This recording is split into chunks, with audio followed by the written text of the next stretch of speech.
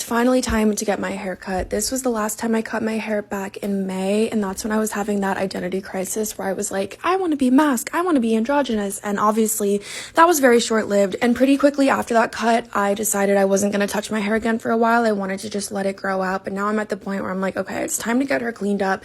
This is my before, and I never wash my hair before I get my hair cut, and it's really showing in this video. I cannot believe I left my house like this. It's kind of embarrassing. I also felt like my red was starting to look pretty dull, so I decided to get another gloss, and that's always the point in the gloss process where I'm very skeptical and nervous, and I'm like, am I about to look like Ronald McDonald? But Maddie, who colored my hair, did an amazing job. I loved the way that the color turned out. And then I found this hairdresser, Violet, on Instagram. I've never been to her before, but I loved the layers and curtain bangs in the cuts that she posted. I still wanted to have a lot of layers, and I wanted to keep the curtain bangs, but I just wanted it to be more like flowy and princessy and blended this time, and not as like choppy, if that makes sense. And when I told her I wanted to look like a princess, she was like, I know exactly what you mean. And that's when I knew Violet was the girl for me. And after the initial cut, we decided we could go a little shorter with the curtain bangs, and I'm so glad that we did. She also was so sweet and taught me how to like blow them out and style them myself, which was super helpful. And then she used that little like thinning shears thing where she like blended it all together, and it just looked so nice. This was my before.